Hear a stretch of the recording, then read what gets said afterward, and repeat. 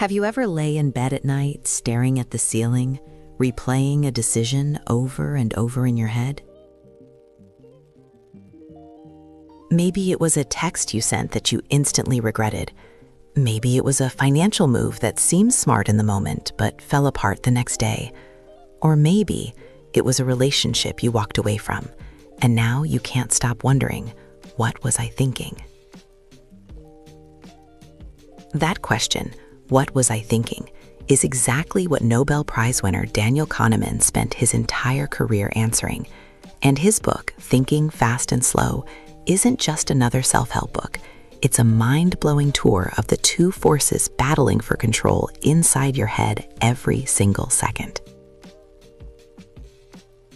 I'm your host, and in the next 15 minutes, we are going on a deep dive into this masterpiece. We'll uncover why you trust people you shouldn't, why you panic over things that probably won't happen, and most importantly, how to catch yourself before your own brain tricks you. This isn't just psychology. This is the operating manual for being human. So let's open that manual together. Let's peek inside the mind. Kahneman opens the book by introducing us to two characters that live inside your mind. He calls them System 1 and System 2. And here's the crazy part.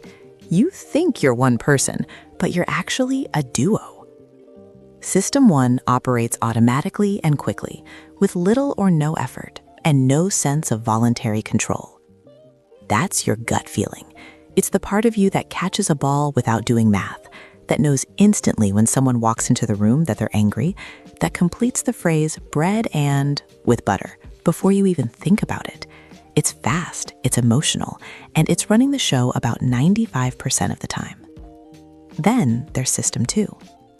System 2 allocates attention to the effortful mental activities that demand it, including complex computations. This is the lazy logical partner.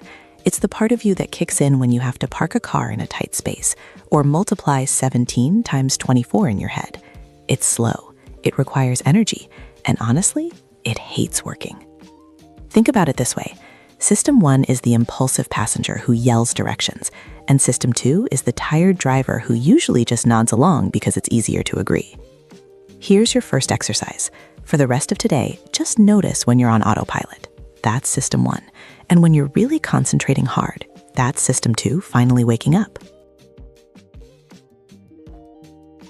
So, how do we know System 2 is so lazy?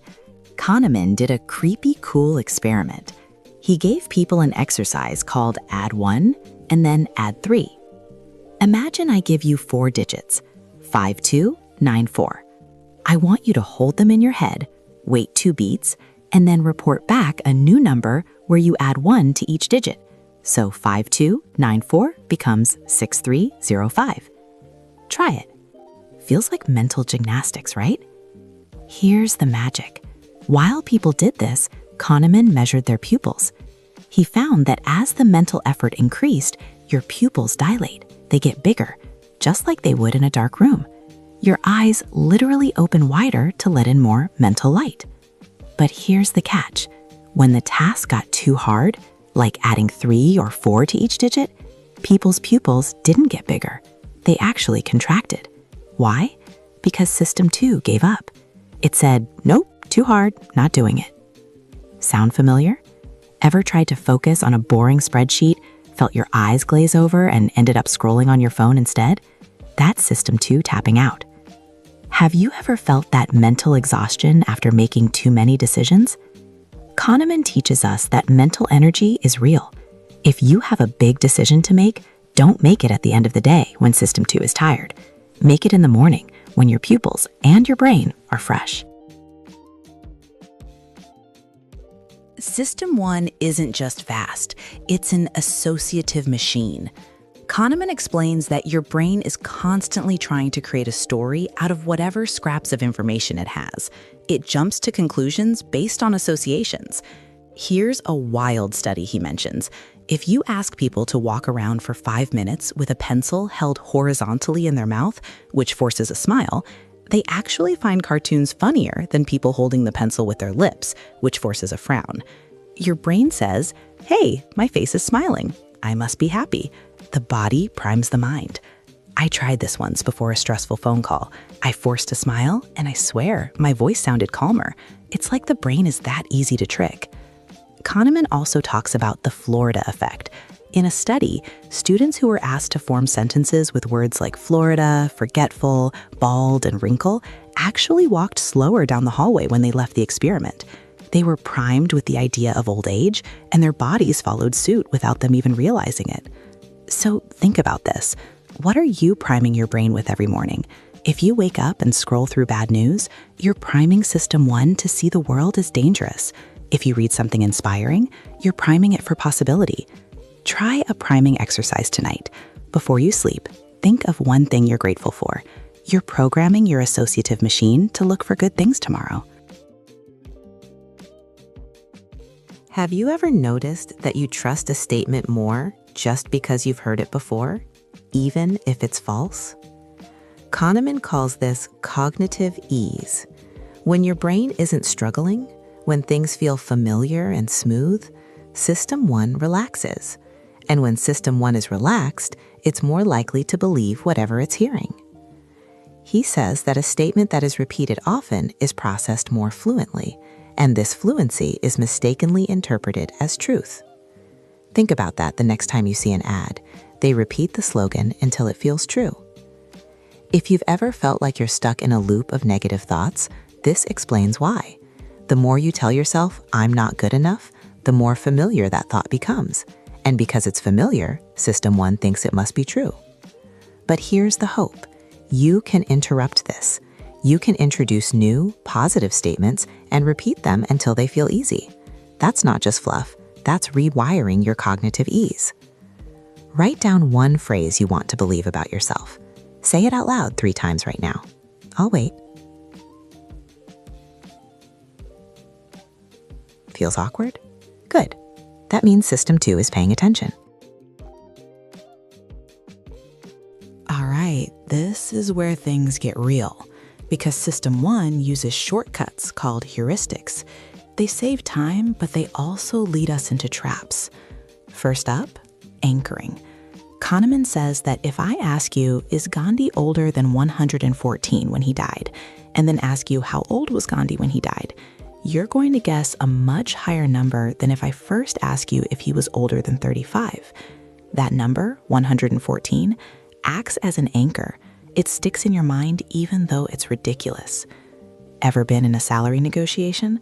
Whoever throws out the first number anchors the conversation. If they say 50K, you're going to end up somewhere around 50K, even if you were hoping for 60K. System 1 grabs that anchor and holds on. Second, the availability heuristic. Kahneman explains that people judge the probability of an event by how easily they can recall examples. If you've ever been terrified of flying after watching a news report about a plane crash, even though driving is statistically more dangerous, that's the availability heuristic. The crash is available in your memory. It's vivid. System 1 panics, and System 2 is too lazy to check the stats. How many decisions do you make based on the last scary thing you saw on the news? Think about it. Next time you feel that gut fear, pause and ask yourself, is this actually likely, or is it just easy to imagine? Kahneman has a trick question for you. It's called the Linda problem. Ready? Linda is 31 years old, single, outspoken, and very bright. She majored in philosophy. As a student, she was deeply concerned with issues of discrimination and social justice, and she participated in anti-nuclear demonstrations. Now, which is more probable? A, Linda is a bank teller. B, Linda is a bank teller and is active in the feminist movement. If you chose B, joined a club. Over 80% do. But here's the catch. It's logically impossible. Every feminist bank teller is a bank teller. So the probability of bank teller is always bigger than bank teller and feminist. It's math. So why do we get it wrong? Because System 1 substitutes the hard question. It replaces what is statistically probable with does this story make sense? Linda sounds like a feminist, so the story fits. I remember reading this and feeling so humbled. I thought I was a logical person, but our brains crave coherence over accuracy. We want the story to be neat. When you're making a decision, especially about people, separate the story from the facts. Just because a narrative feels right doesn't mean the statistics back it up. We love to think we understand the world. We love to think we know why things happened. Kahneman calls this the illusion of understanding. We look at the past, we see a clear story, and we think, I knew it all along. That's hindsight bias. But the real killer is something he calls WYSIATI. What you see is all there is. System 1 is so fast that it builds the richest possible story based only on the information it has right now. It completely ignores what it doesn't know. It doesn't ask, what am I missing? It just assumes the picture is complete. Think about the last time you judged someone based on a 5-second interaction. You saw them snap at a barista and you thought, wow, they're a rude person. You didn't know they just got a call from the hospital. You didn't know their dog died. You saw a snapshot and System 1 said, that's the whole movie. If you've ever felt deeply misunderstood by someone, this is why. They made a story about you with almost no data. And if we're honest, we do it to others too.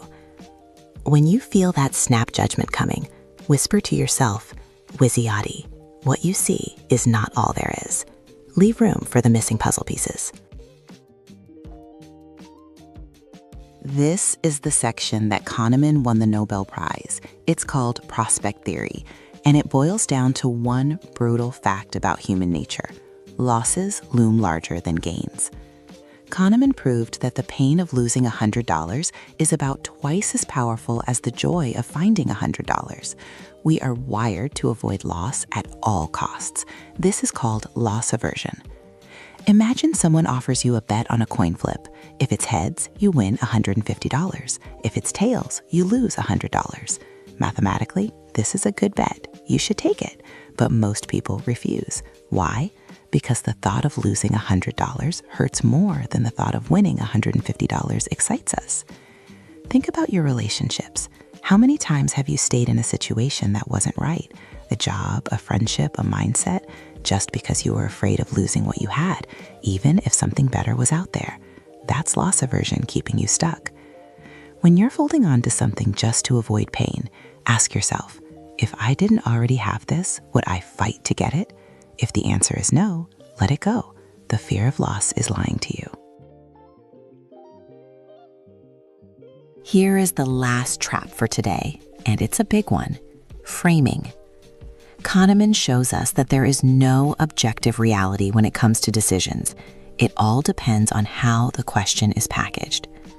In one study, doctors were asked about a surgery. Some were told the survival rate is 90%. Others were told the mortality rate is 10%. It's the same surgery, the same numbers. But the doctors who heard 90% survival were far more likely to recommend the surgery than those who heard 10% mortality. The words changed everything.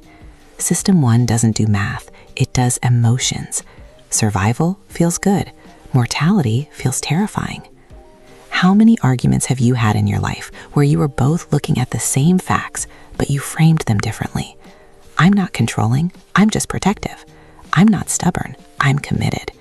See how framing protects our ego? After reading this book, I started noticing how I frame my own internal dialogue. When I mess up, do I say, I'm such an idiot? Negative frame. Or, I made a mistake and I can learn. Growth frame. It changes everything. When you feel stuck or negative, literally rewrite the sentence. Change the words.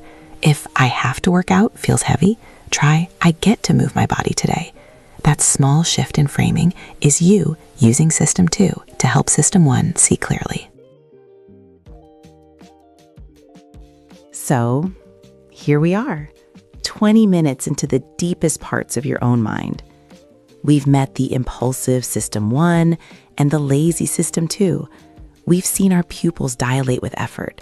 We've fallen for the Linda story, anchored ourselves to random numbers, and realized we fear losses more than we love gains. Daniel Kahneman wrote this book not to make us feel bad about our mistakes, but to show us that we are beautifully, predictively human. We are not robots. We are beings of intuition and emotion, and sometimes that intuition needs a co-pilot. After reading this book, I realized something profound. The goal isn't to turn off System 1. We can't. It's automatic. The goal is to recognize when System 1 is driving us off a cliff and to gently tap System 2 on the shoulder and say, hey, I need you to drive for a bit. You now have the keys. You know about anchoring, framing, and loss aversion. You know that the stories you tell yourself might be missing half the facts. So here's my question for you in the comments. Which system ruled your life today? Did you make a decision you now realize was anchored by something? Or did you catch yourself in a bias? I read every single comment, and I want to hear your story. If this peek into your mind felt like a light bulb moment, hit that subscribe button.